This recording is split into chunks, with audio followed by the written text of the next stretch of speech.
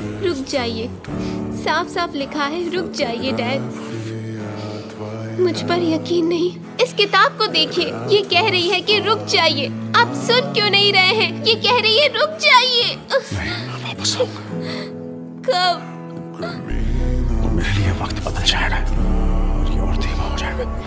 आपने कहा था कि शायद हम एक ही उम्र के हों जब आप वापस आए, और आज मैं उस उम्र की हूँ जिस उम्र में आप गए थे। पर मैं जानती थी आप वापस आएंगे।